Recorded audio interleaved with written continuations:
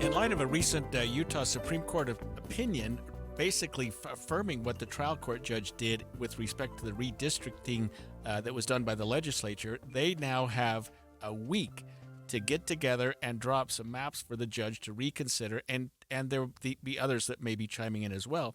But they formed a committee to do that, and we now know who's involved with that group. That's right. So there's actually 10 members of the committee, and there are 8 Republicans. There are 2 Democrats on that committee, and we have co-chairs. So you have a chair from the House side, and that's Representative Candace Perucci. She served on the 2021 Redistricting Committee. You also have Scott Sandel, who's a senator. He's on the Senate side, so he's a co-chair, and he actually co-chaired the Redistricting Committee in 2021 as well. And then you have, for senators, you have Senator Luz Escamilla and Senator Lincoln Fillmore, Senator Don Ibsen, and Senator Mike McKell, who are going to serve on the committee as well. And then you have on the House side, you have Walt Brooks, Stephanie Grecius, Doug Owens, and Calvin Roberts. So they'll get together, and you're right, they have a week. They have until September 25th to have a map ready. So I recognize Luz and Doug Owens as the Democrats. And That's right. To our listeners who are curious about the breakup 8-2, yep, I would say that's probably a very accurate split based on the percentage of legislators that are serving us. So yeah. I don't have any problem with that personally. Yeah. So again, remember, we've talked about this a number of times, redistricting. Why do we care? Why does this matter? So it matters because it determines who serves us in Congress. So it doesn't have anything to do with Utah House districts, Utah Senate districts. It has to do with our congressional districts, and we have 4. So we have 4 congressional representatives. Typically, redistricting happens the year after a census, so it happened in 2021. They adopted maps. We have 4 representatives now, right, that all are working on maps that have now been thrown out, and so they have to redraw new ones, and now they have a week to do it. And just to back up a little bit, in 2021, after the maps were drawn, a group got together and said, wait a minute, we That's right. The citizens passed this ballot initiative in 2018, 3 years earlier, saying we need to set up a commission, Better Boundaries, or whatever it ended up being called, right. and they will draft some proposals. Of course, An the independent legislature, redistricting committee, right. yeah.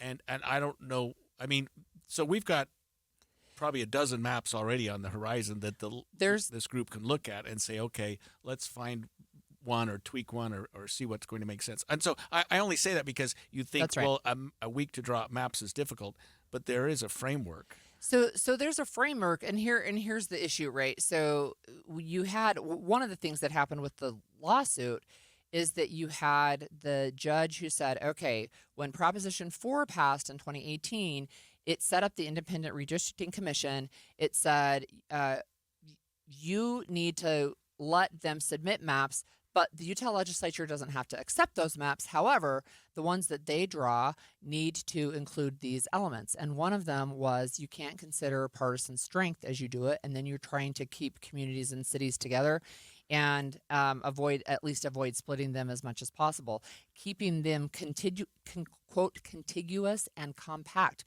And if you have, we know we have one district that goes from Bountiful all the way to St. George, right? But one of the reasons it does that is because it takes some urban and some rural, right, as you go down the side of Salt Lake County. But when the plaintiffs filed their lawsuit, they're like, look, they didn't have to take our maps, and they didn't take our maps, but they also didn't follow the guidelines in Prop 4. Yeah, if you look at the map and you see the 4 districts, you'll see that they are separated. The North District, the one you just described, basically the westerly part of the state, and then it goes sort of counterclockwise, just from the way I'm thinking about it. Until you look at Salt Lake County, until you look at the Mill Creek area, until you look at the fact that the that's maps divided all into 4 converge there. at that place. And I think that's what made everyone uncomfortable. But also, I understand what you said yesterday, which is Salt Lake City is too small to be its own district. Right. Salt Lake County is too big to be its own district. So you've got to divide Salt Lake County somewhere. Yeah. And you don't necessarily have to put all of Salt Lake City in one of those districts. It used to be that there was District 1. This was back when we had 3 districts, so before we had a 4th. District 1 did not incorporate Salt Lake City. Like, it would come up to that boundary right there. So we were in Davis County, and then just take all the northern part. That used to be Rob Bishop's district, right? Remember?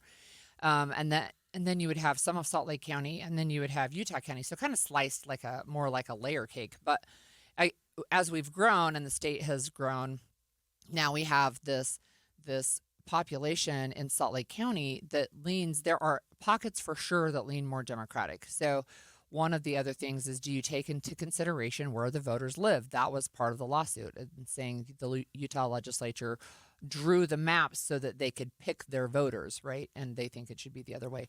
Well, anyway, the question is, can they do it? Yes. Can people submit other maps? Yes. Will the judge look at those maps? Yes. Will the public have a chance to weigh in? Yes, starting next week.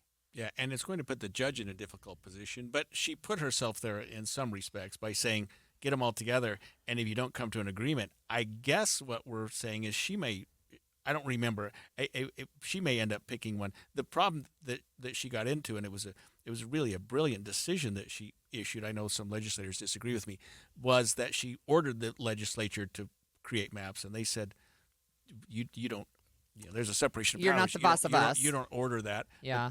So she tweaked it and said, okay, I'm asking you, I'm inviting you please to do that. this. And Yeah. she invited others too. So there could be any series of maps. But Right. it'll be interesting to see how they do that. I can see, and I know this is an arbitrary distinction, dividing Salt Lake along State Street or I-15. Right. You know what I mean? Yeah, sure. And sure. dividing it in half. So I'll just tell you, my area is, we have some weird things in my city. This is a local house map, but in Pleasant Grove, we literally have streets that interweave like your fingers interweave with Cedar Hills. You can't divide unless you're doing a zigzag, and so of course they didn't do that. But this is what's interesting, and this is to your point about who gets to choose. The legislature has to submit a map. I guess they don't have to. They're probably going to submit a map. Other people, groups, organizations could submit maps. We already know that the Independent Redistricting Commission has at least 3 maps that they can submit.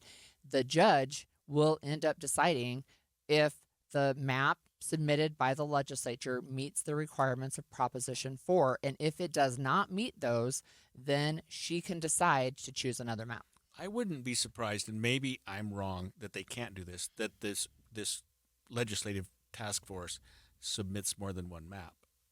You know what I mean? Yeah, I don't know if they would do that, but maybe. They're A map, their B map, and their, you know, to give the judge so that it's not an all or nothing. I don't know. I just... Well, it needs to comply. I mean, and I guess that's the thing. It needs to comply to what the judge says needs to happen here. Right. Yeah, and they have a week. Yeah, I just think that's plenty of time if they get together. And it's a good group. I mean, it's a blue ribbon group if you look at it from top to bottom. You've got people. And then public comment will start next week on Thursday, on September 25th. And you said 5 of the members of that group were on the legislative The previous one. That, so they already have experience as well. Here. Yep, they do. Yep. Well, we learned